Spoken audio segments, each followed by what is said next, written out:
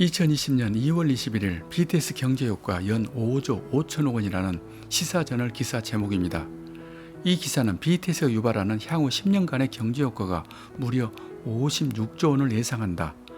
또 평창 동계올림픽 경제효과는 41조였는데 BTS는 단 3일 공연으로 그 경제효과가 1조 원이라는 현대경제연구원의 보고서입니다. 그리고 BTS 효과를 가장 많이 보는 분야는 관광이라고 합니다. 이번에는 아미들이 주는 경제효과가 무려 5조 원대라는 SBS 뉴스입니다. 세계적인 인기를 끌고 있는 방탄소년단이 한류 문화의 파급 효과가 얼마나 클 수 있는지 톡톡히 보여주고 있는데요.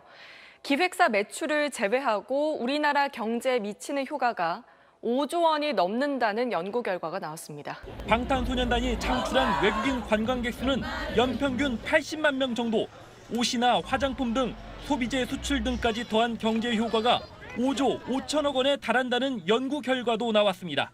전 세계 팬들이 한국어를 배우고 한국 문화를 좇게 문화적 영향력은 돈으로 환산할 수 없습니다. 이른바 아미라는 팬덤이 경제 효과까지 만들고 있습니다. 이제는 팬덤 시대입니다. 자신을 좋아하고 지지하는 사람이 많아야 뭐든지 할 수 있습니다. 기업, 도시, 정치도 마찬가지, 종교마저 예외 없습니다. 예수 그리스도 역시 팬덤을 통해서 하느님의 뜻을 세상에 알린 것입니다.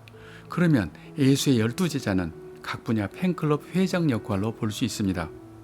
그러면 BTS 팬덤 아미는 어떤 일을 할까요? 그들은 BTS를 전격적으로 지원합니다. 그리고 세상에 여러 가지 좋은 일을 합니다. 사회운동, 인권운동, 환경운동을 하고 인권단체에 200만 달러, 우리 돈 24억 원을 일시에 기부하기도 했습니다. 그리고 정치에도 영향을 끼칩니다. 얼마 전 트럼프 미 대통령 선거 유세장을 썰렁하게 텅 비게 해버렸습니다. 유세장에 참석한다고 수만 명이 예약을 해놓고 당일에 트럼프 엿먹으라고 안 가버린 것입니다. 트럼프가 말을 함부로 해서 아미들이 보복한 것입니다. 그런가 하면 우리나라 광주 5.18 묘역까지 찾아온 아미들도 있습니다. BTS의 마시티라는 곡에 담겨진 광주 5.18 민주항쟁의 역사를 찾아내고서 아미들은 이 비극을 전 세계에 소개했습니다. 그리고 성지순례하는 마음으로 찾아온 것입니다. 그러면 아미의 규모는 어느 정도일까요? 1억 명이 넘는다는 매체도 있습니다. 그것을 좀 더 정확히 하기 위해서 3일 전 8월 5일자로 BTS의 트위터와 유튜브 구독자 수를 확인했습니다. 트윗 팔로우 숫자가 3,228만 명, 방탄TV 구독자 수는 5,580만 명입니다. 이 둘을 합하니 약 8,808만입니다. 서로 중복된 것을 감안해도 최소 8천만 명 이상으로 보여집니다. BTS 팬들이 8천만 명이면 우리나라 남북한이 합한 전체 인구수보다 많습니다. 물론 이 숫자가 전부 아미라고 생각하지는 않습니다. 이 숫자의 절반이어도 아미는 4천만입니다. 절대 예사로운 숫자가 아닙니다. 그래서 아미는 작은 나라 하나 정도 된다는 말이 나온 것 같습니다. BTS 뮤직비디오를 본 숫자가 무려 13억 뷰가 넘는다는 사실이 또 이것을 증명하고 있습니다. 자, 그러면 아미는 어떤 사람들일까요? 아마 10대 여학생으로만 생각하셨을 겁니다. 틀렸습니다. BTS가 하는 광고 상품에 안마기, 자동차가 있다는 것은 아미에게 기성세대가 있다는 것입니다. 아미는 10대에서 60대까지이고 국경, 이념, 종교를 넘어선 범세계적인 조직입니다. 심지어 북한에도 아미가 있습니다. 혹시 아미를 위한 도시가 있다는 말을 들어본 적이 있을까요? 아마 없을 겁니다. 그런 도시는 없습니다. 만약에 그런 도시가 있다면 그 도시는 어디에 있어야 할까요? 바로 대한민국입니다. 왜냐하면 아미에게 대한민국은 BTS가 있는 성지이고 메카이기 때문입니다. 그러면 우리나라 어떤 도시가 아미와 가장 잘 어울릴까요? 서울, 인천, 경기 어디에도 다 의미는 있습니다. 다만 공항에서 가깝고 바다가 있어야 한다고 생각합니다. 그래야 아미들이 찾아오기 쉽고 아름다운 바다와 멋진 추억을 만들 수 있기 때문입니다. 제가 생각해둔 아미와 도시가 연대하는 세 가지 방안이 있습니다. 첫 번째 방안입니다. 도시와 아미가 자매 결연을 맺고 아미에게 그 도시 명예 시민 자격을 주는 것입니다. 사례가 없는 일이라고 주저할 수 있습니다. 원래 새롭고 창의적인 일은 사례가 없어야 정상입니다. 그래야 CNN, CBS 같은 해외 뉴스에 나오게 됩니다. 두바이라는 도시에서는 우리보다 BTS에 훨씬 더 적극적입니다. 세계에서 가장 높은 부르즈 칼리파에서 단순히 BTS 생일만을 축하해줬다고 생각하지 않습니다. 그들도 BTS와 연대하고 싶었던 것입니다. 그런 점에서 우리는 오히려 BTS나 아미에게 소홀한 감도 없지 않습니다. 손해볼 것 하나 없습니다.